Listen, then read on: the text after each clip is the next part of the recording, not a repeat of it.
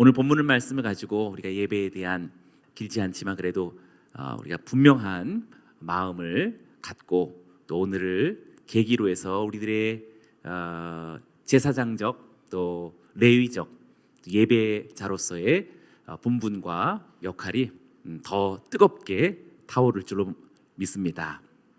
출애굽기로부터 시작했으면 좋겠습니다. 구원받은 이후의 이야기이기 때문에 그렇지요. 출애굽기는 총 40장으로 되어져 있는데요. 그냥 크게 두 가지로 구분될 수 있다 싶습니다. 정확하게 1장부터 19장까지의 이야기, 내러티브의 내용과 출애굽 이야기죠. 내러티브 내용과 20장부터 마지막 40장까지의 그것은 율법과 또 성막의 이야기, 일종의 계시죠. 인디커티브라고 말할 수 있어서 내러티브와 좀 비교가 될 수 있겠습니다. 직설법이라고 말하지만 하나님의 계시죠. 하나님의 계시. 우리들의 삶도 잘 생각해 보면 우리들의 인생의 이야기와 그리고 하나님의 계시 이렇게 삶이 구성되지 않나 싶습니다. 그런데 지금 이 두 이야기, 출애굽기의 이야기와 그리고 성막과 율법의 이야기, 크게 두 구분되어지는 이야기의 건널목에서 마지막 부분에서 이런 내용들이 있으면서 출애굽 이야기가 종결됩니다. 출애굽기 19장 18절이 이제 출애굽 이야기가 종결되어진 19장에 나타나는 이야기죠. 제가 한번 읽어볼게요. 시내산에 연기가 자욱하니 여호와께서 불 가운데서 거기 강림하시니라.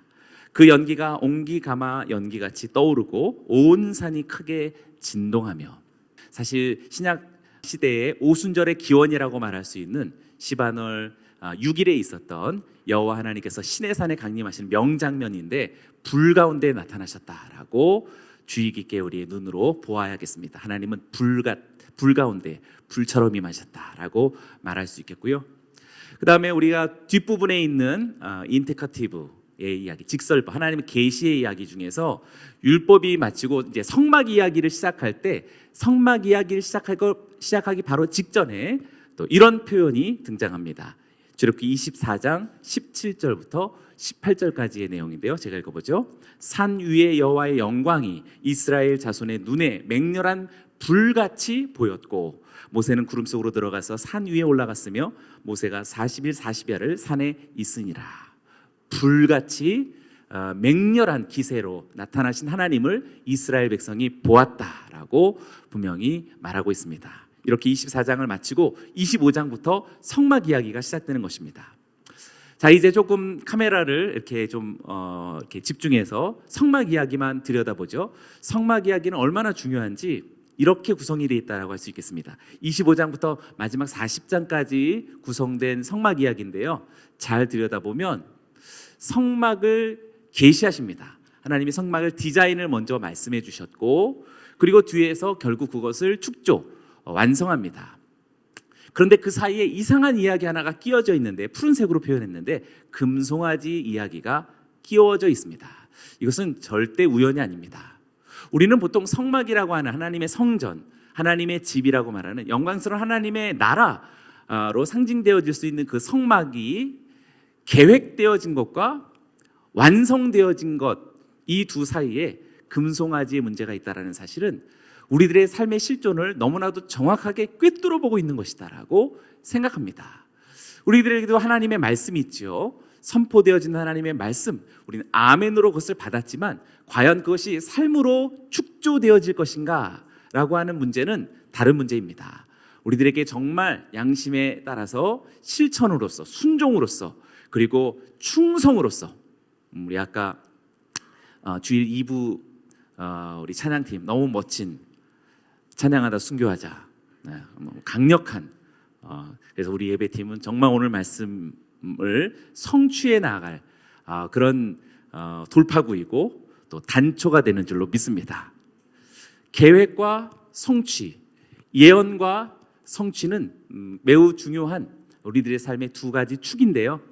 이것은 바로 순종을 통해서 이루어지는데 그 사이에 금송아지 이야기가 있다라는 사실은 오늘날 우리들에게 위기이며 또 위험한 경고이기도 할 것입니다.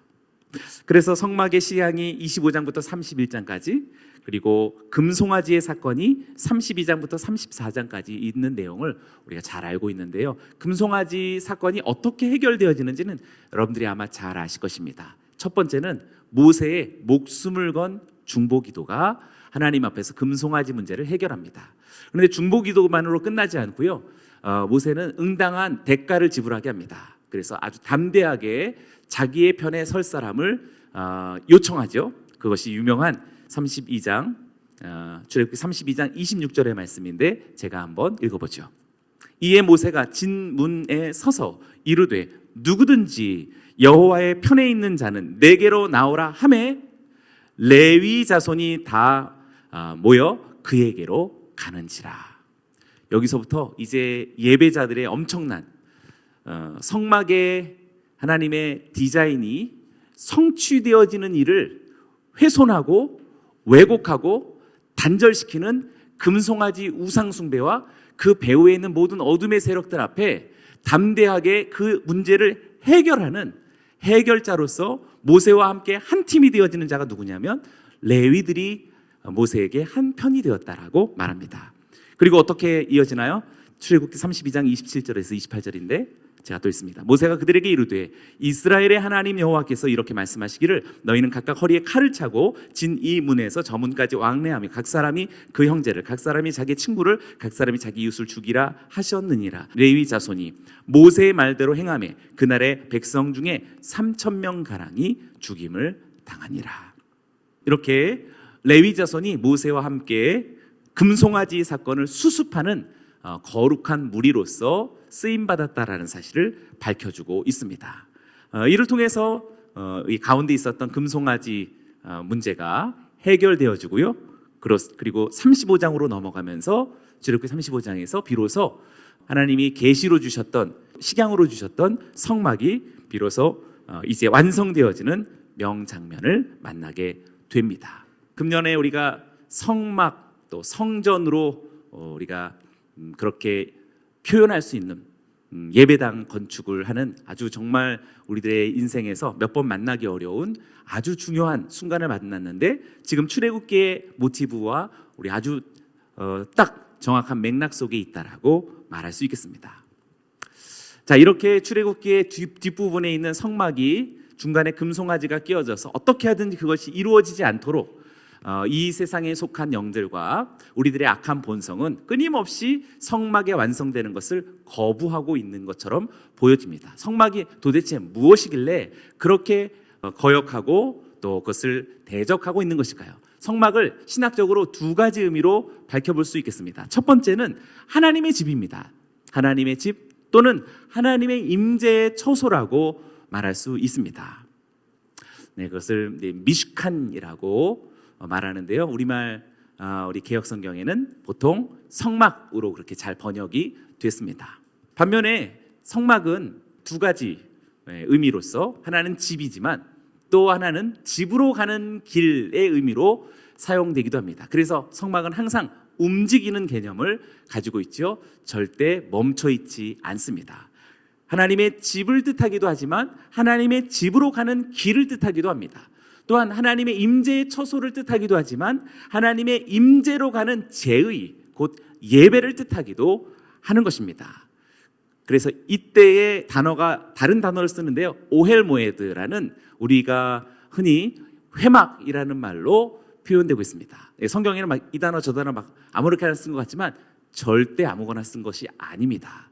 굉장히 의미 있는 단어의 변용인데요. 어떨 때 미시칸이라는 성막을 썼고 어떨 때 오헬모에드라고 하는 회막이라는 단어를 썼는지 잘 생각해 보면, 성막은 거룩한 하나님의 장막이니까 어떤 상태를 말한다라고 한다면 회막은 모이는 장소죠. 만남의 장소라고 말하는 일종의 거기서 어떤 공동체적 어떤 삶과 생활이 엿보인다라고 할 수 있겠습니다. 중요한 것은 뒷부분에 있는 움직이는 성막으로서 하나님의 집으로 가는 길로서 하나님의 임재를 만나는 그런 방법론으로서 제의와 예배가 구현되지 않는 한 그냥 하나님의 집으로서의 덩그러니 한 이 신학적인 개념은 절대 내 것이 될 수 없죠. 마치 아까 출애굽기에서 식양은 주어졌는데, 성막의 계시는 주어졌는데, 그것이 나에게서 실천과 순종으로서 축조되지 않는다면 우리들의 예배는 그냥 벽에 걸린 멋진 그림에 지나지 않는다라고 할 수 있습니다. 오늘 이와 같이 신앙생활하는 사람들이 많이 있겠죠. 예배에 대해서는 압니다. 또 교회 생활도 뭐 이렇게 아주 열심으로 합니다. 그러나 정말 그 사람이 성전을 축조했고, 그리고 정말 하나님의 임재의 장소로 가는 길, 혹은 그러한 제의적인 예배를 수행하는 사람인가는 굉장히 다른 문제라고 말할 수 있겠습니다. 이와 같이 하나님의 미시칸이 하나님의 오헬 모에드가 될 수 있는, 하나님의 임재의 집이 정말 나의 임재의 처소로서 구현이 되어질 수 있는 정확한 방법과 그러한 하나님의 계획을 알려주시는 하나님의 말씀이 바로 레위기라고 말할 수 있겠습니다. 그래서 모세오경 중에서 정확하게 센터에 있는 레위기가 오늘 여기 있는 영적 레위들인 여러분들에게 가장 강력한 하나님의 말씀이요, 또 가장 강력한 여러분들의 계시, 하나님이 여러분들에게 주신, 우리들에게 주신 주님의 말씀이어야 할 줄로 믿습니다. 옆 사람들에게 축복합니다. 우리는 영적 레위인들입니다. 아멘. 전능하신 하나님의 거룩과 위엄이 있지만, 반면에 우리들의 인간의 죄와 이 세상의 타락이 너무나도 극명하게 분리되어져 있지요. 그래서 구원이 필요하고, 그리고 성화가 절박한 그러한 우리의 신앙적인 요청이라고 말할 수 있습니다. 이렇게 하나님의 거룩, 인간의 죄악, 그러나 하나님의 구원과 인간의 변화되어지는 성화가 다시 재구성되어지는, 이스라엘의 그 재구성되어지는 갈망과 소망이 바로 예배라고 말할 수 있겠습니다. 예배를 통해서 하나님의 거룩이 인정되어지고, 예배를 통해서 인간의 타락이 사죄를 받는 간절함으로, 절박함으로 하나님께 나아가고, 예배를 통해서 하나님의 죄사함 곧 구원을 얻고 거룩한 하나님의 형상으로 나아갈 수 있는 놀라운 신비가 비로소 예배를 통해서 구현되는 줄로 믿습니다. 그래서 다윗이 정말 잘 노래했습니다. 시편 15편 1편에서 이렇게 말하고 있는데요, 어떻게 보면 레위기의 총주제라고 말할 수 있습니다. 같이 읽어볼까요? 시작. 여호와여, 주의 장막에 머무를 자 누구 오며 주의 성산에 사는 자 누구 오니까. 여호와여, 주의 미식칸에 머무를 자가 누구이며 주의 성산에 사는 자가 누구입니까? 예배에 대한 갈망을 아주 정확하게 잘 설명한 것이라고 말할 수 있겠습니다.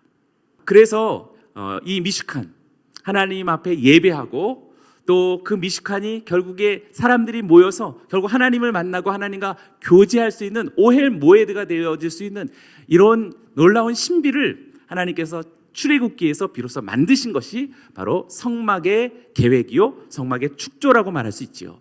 그래서 출애굽기의 마지막은 이스라엘 한가운데에서 하나님의 처소, 또 하나님의 집으로서의 성막이 완성된 장면으로 출애굽기가 마치는 겁니다. 굉장히 희망적인 것으로 출애굽기가 마쳐진 것 같지만, 잘 들여다보면 결코 희망적이지 않습니다. 한번 읽어볼까요? 출애굽기 40장 34절에서 35절 말씀 제가 한번 읽어볼게요. 구름이 회막에 덮이고 여호와의 영광이 성막에 충만하매 모세가 회막에 들어갈 수 없었으니, 이는 구름이 회막 위에 덮이고 여호와의 영광이 성막에 충만하였으며. 네, 이 두 구절을 보면 사실 출애굽기의 영광이지만 한편으로 인간의 비애라고 말할 수 있겠습니다. 하나님의 처소, 분명 여기서 미식칸을 썼어요. 네, 성막, 하나님의 처소인 하나님의 성막이 비로소 인간 땅 위에 만들어졌지만, 그러나 그와 함께하는 만남의 장막, 곧 오헬 모에드가 되어질 수 없다라는 이 표시를 이 두 구절이 너무나도 잘 설명해주고 있지요. 왜냐하면 모세가 들어갈 수 없었다, 회막, 오헬 모에드 할 수가 없었다라고 말해주고 있기 때문입니다. 이것을 우리들에게 아주 잘 보여주기 위해서 굉장히 이 히브리 글이, 이 구절이 굉장히 이렇게 구조적으로 그려졌는데요. 다시 한번 보면 정확하게 푸른색이 주황색으로 둘러싸여 있고 붉은색으로 둘러싸여 있죠. 네, 처음에는 푸른색, 모세가 회막에 오헬 모에드에 들어갈 수 없었다라는 말을 붉은색으로 먼저 두르고 있죠. 여호와의 영광이 미식칸에 충만하다라는 말로서 이렇게 감싸고 있는데, 또 그 바깥으로는 구름이 오헬 모에드에 덮이고라고 그런 말로서 이렇게 아주 구조적이죠. 우연히 쓴 게 아니고요. 지금 푸른색을 강조하기 위해서 겹겹으로 싸고 있는 것이죠. 하나님의 영광이 임하긴 하였지만 모세가 들어갈 수 없은 이스라엘 백성들도 당연히 이스라엘의 중재자인 모세마저도 들어갈 수 없었다면 이스라엘 백성도 오헬 모에드에 들어갈 수 없다라고 말할 수 있겠죠. 그래서 굉장히 중요한데요.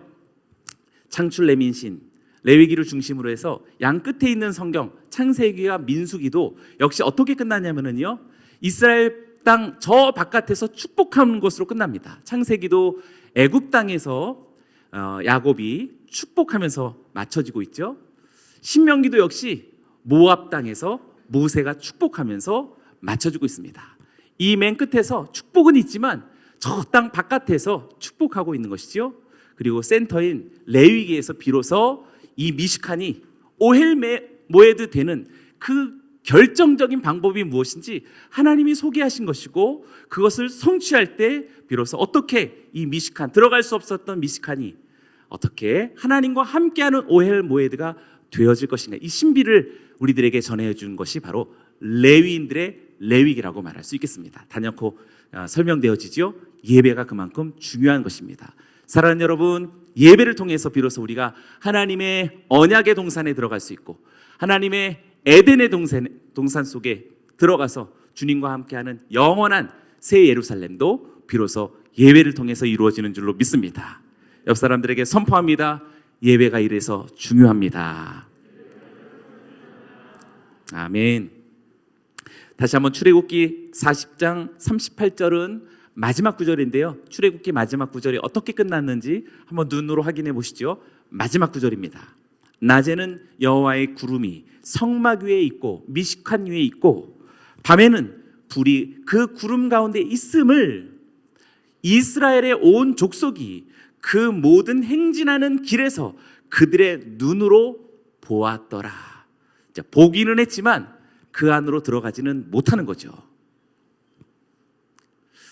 그래서 출애굽기는 영광스럽게 끝난 것 같지만 한편으로는 마치 두루 도는 화염검이 하나님의 에덴은 생명나무의 길을 지키고 있는 것처럼 그 출입을 막고 있는 것과 같은 안타까운 비애를 느끼게 되는 것입니다. 바로 이 비애를 해결하는 것이 무엇일까? 레위 창세기 다음에 레위기로 들어가서 비로소 여기서 하나님이 그 길을 알려주시는 것입니다. 그것이 바로 레위기인데요. 레위기 첫 시작이 어떻게 되는지 한번 볼까요? 1장 1절, 바로 레위기라는 와이크라라고 하는 레위기 책명이 드러나는 구절입니다. 아주 중요한 구절에서 큰 소리로 한번 읽어볼까요? 시작.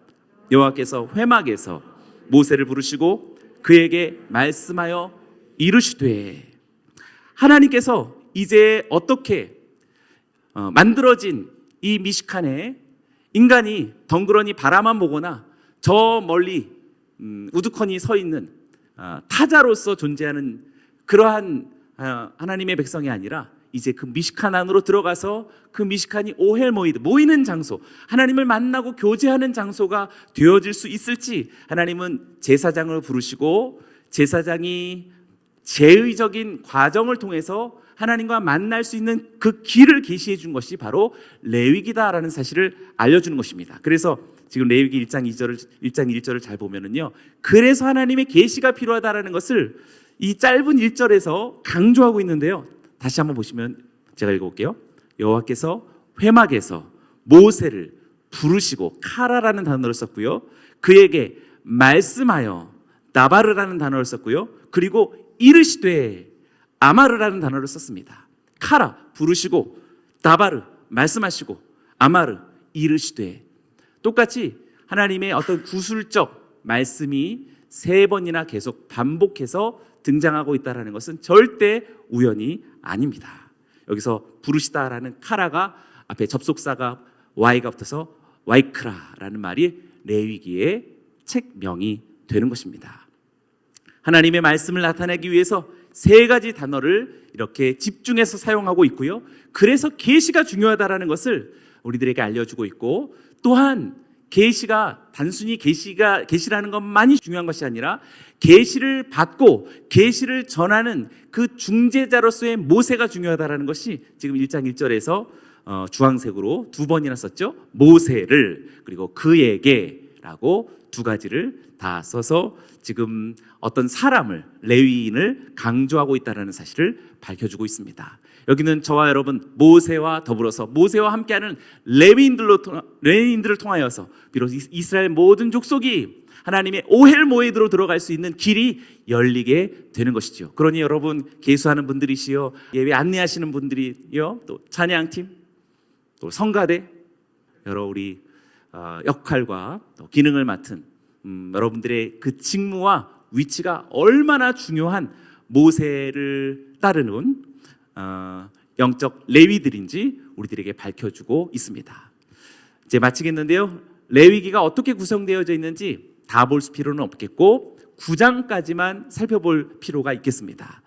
잘 보시면은요, 레위기 1장이 번제를 말하고 있고 2장은 소제를 말하고 있고 3장은 화목제, 4, 5장은 속죄제와 속건제, 6, 7장은 번제와 소제와 속건제 그리고 화목제를 드리는 규례들을 설명하고 있습니다. 그리고 마지막 8장에서 제사장 위임식을 하고 난 이후 9장에서 비로소 아론의 첫 제사가 등장합니다. 그런데 아론의 첫 제사가 등장하고서 비로소 어떤 일이 일어나냐면 레위기 9장 22절에서 24절의 결과가 나타납니다. 큰 소리로 읽어보아야겠는데요. 같이 한번 읽어보겠습니다. 시작. 아론이 백성을 향하여 손을 들어 축복함으로 속죄제와 번제와 화목제를 마치고 내려오니라. 모세와 아론이 회막에 들어갔다가 나와서 백성에게 축복하며 여호와의 영광이 온 백성에게 나타나며 불이 여호와 앞에서 나와 제단 위에 번제물과 기름을 사른지라. 온 백성이 이를 보고 소리 지르며 엎드렸더라. 이 장면은 너무나도 엄청난 예배의 결과라고 말할 수 있습니다. 마침내 모세와 아론이 어디를 들어가요? 분명히 미식칸을 쓰지 않았어요. 오헬 모에드를 써서 회막에 들어갔다라고 말하고 있습니다. 성경은 어떻게 보면 우리들의 눈에 잘 안 띄게 그냥 쓱 지나가는 것 같지만 비로소 여기서 출애굽기의 비애 속에 모세가 들어갈 수 없었던 그 미식칸에 비로소 모세가 들어감으로 그 미식칸은 더 이상 미식칸이 아니라 오헬 모에드, 하나님과 교제하고 모이는 모임의 장소로서의 오헬 모에드를 들어갔다라고 밝히고 있습니다. 특별히 22절에서 그가 어떤 예배를 마치고 내려왔는지를 설명하고 있죠. 주요 3대 제사를 말해주고 있죠. 불을 사용했던 속제와 번제제와 화목제를 마치고 내려오니라. 그러니까 격정의 예배를 마치고 내려왔다라고 말할 수 있습니다. 이러한 예배를 마치는 개인에게 영광, 모세 자신에게만의 어떤 황홀경이 아니라 분명히 지금 좀 붉은 좀 이렇게 강렬한 색을 썼죠. 저걸 무슨 색이라고 그래야 되나? 핑크색인가요? 백성이라는 말이 무척 강조되고 있죠. 22절에서는 백성이 2번 사용되어졌지만 지금 22절에 있는 그리고 23절에 있는 백성은 그냥 백성이에요. 그러니까는 그냥 백성. 네, 모세에 의해 또 아론에 의해 제사가 수행되어지는 것을 목도하였던 백성들이라고 말할 수 있는데 23절을 잘 보시면 여호와의 영광이 온 백성에게 나타나는, 이제는 경험되어진 백성이죠. 그때는 온 백성이라는 말로 표현하고 있습니다. 경험되어진 백성이 온 백성, 그리고 결국 그 온 백성은 소리를 지르며 엎드려졌다라고 아주 강렬한 예배의 반응의 결과를 이야기해주고 있습니다. 그러니 예배는 단연코 공동체적인 것이다라는 사실을 오늘 우리들에게 밝혀주고 있습니다. 백성이라는 단어를 내 구절에서 무려 4번이나 사용하고 있고 첫 두 구절에서는 하나님의 복의 수령자로서의 백성을 말한다면, 이제 그 하나님의 영광과 임재를 경험한 백성으로서의 온 백성을 설명하는 단어로 구별하고 있다라는 사실입니다. 사랑하는 여러분, 여기는 저와 여러분들을 통하여서 우리 남양주의 성도들이 그냥 성도들이 아니라 정말 하나님의 임재와 영광을 경험한 압도적인 성도들이 되어지길 원합니다. 저와 여러분들을 통하여서 하나님의 임재를 맛보고 그냥 덩그러니 건물을 출입하던 사람들이 저와 여러분들이 예배자들을 통하여서 하나님의 영광스러운 불을 보고 불에 휘말려진 온 백성 되어지는 그런 놀라운 명광경이 앞으로 저와 여러분들에게 일어나게 되기를 주님의 이름으로 축원합니다. 아멘. 하나님의 처소에 들어간 것은 분명히 모세와 아론 두 사람이었지만 그들이 그렇게 한 것은 모두가 하나님의 백성을 위한 제사장, 곧 예배자들의 의무였다라는 사실을 우리들에게 밝혀주고 있습니다. 그래서 온 백성이 여호와의 카보드, 여호와의 영광을 보고 깜짝 놀라고 모두가 다 소리를 지르면서 엎드려졌다라는 엄청난 결과들을 낳게 된 것이지요. 자, 이 광경과 아까 출애굽기 24장 17절에서 하나님의 성막을, 식양을 나타내기 직전에 시내산에 있었던 광경을 보았던 장면하고 비교해 볼까요? 출애굽기 24장 17절 제가 읽어봅니다. 산 위에 여호와의 영광이 이스라엘 자손의 눈에 맹렬한 불같이 보였고, 레위기 속에서는 그 불을 경험한 사람들이지만 출애굽기에서는 멀리서 그 불을 또 보았던 이들이라고 구별하고 있습니다. 아까 레위기 9장 24절에는 선명하게 다르죠. 불이 여호와 앞에 나와 제단 위에 번제물과 기름을 사른지라 온 백성이 이를 보고 소리를 지르며 엎드렸더라 라는 말로써 예배의 깊은 성숙과 변화되어지는 인생과 하나님의 집으로 들어간 인생의 압도적인 장면을 우리들에게 보여주고 있습니다. 사랑하는 여러분, 우리들에게 이러한 발전이, 이러한 성숙이, 이러한 변화가, 이러한 엄청난 하나님의 충격적인 영광의 목격함이 우리 모두에게 있기를 주의 이름으로 축원합니다. 옆 사람들에게 선포하시기 바랍니다. 당신은 깜짝 놀랄 것입니다. 당신은 엎드려질 것입니다. 아멘. 이것이 바로 레위기 9장에서 하나님의 성막으로서의 의미가 완성되어지는 명장면이었다라고 말할 수 있겠습니다. 하나님의 불이 나타나서 이스라엘 모든 백성을 당신의 백성 삼으신 것이라고 할 수 있지요. 오늘 본문 말씀으로 잠깐 돌아볼까요? 레위기 6장 속에 있었던 말씀이었습니다. 레위기 6장 12절과 13절입니다. 한번 같이 읽고 마치도록 하겠습니다. 시작. 항상 피워 꺼지지 않게 할지니 제사장은 아침마다 나무를 그 위에 태우고 번제물을 그 위에 버려놓고 화목제의 기름을 그 위에 불사르며 불은 끊임없이 제단 위에 피워 꺼지지 않게 할지니라. 아멘. 잘 보시면요, 이것도 역시 붉은색으로 서로 포위하고 있죠. 제단 위의 불은 항상 피워 꺼지지 않게 할지니라 라고 애워싸고 있습니다. 하나님 앞에 드려지는 예배가 어떻게 불로써 유지되어지고 불로써 촉발되어질 것인지 말해주고 있죠. 우리는 작은 불을 지피면서 아침과 저녁으로 꺼뜨리지 않는 것이지만 사실상 이 불은 진정한 실체로서 하나님 자신이었다라는 것을 알게 됩니다. 우리 주일날 말씀 기억하시지요? 실로암에 가서 씻으라. 내 눈을 씻는 것 같았지만 사실 실로아, 그는 실로가 오시기까지 결국 우리는 주님에 의해서 보냄을 받았지만 결국 주님에게로 가는 것이라고 말할 수 있습니다. 성막은 하나님의 집이지만 또한 하나님의 집으로 가는 길이라고도 말할 수 있겠습니다. 사랑하는 여러분, 저와 여러분들이 저 천국에서 하나님을 만나는 것만이 하나님의 집이 아니라 바로 이 순간 이 땅에서 하나님의 미식하니 비로소 수많은 사람들과 함께 할 수 있는 오헬 모에드가 되게 하는 놀라운 신비가 여기 있는 저와 여러분 예배자들을 통하여서 이 땅에 이루어지기를 원합니다. 끊임없이 이 세속사는 금송아지를 덩그러니 우리들에게 던지면서 그것을 이루지 못하게끔 하는 것입니다. 속이고 거짓하고 대적하는 것입니다. 속지 마십시오.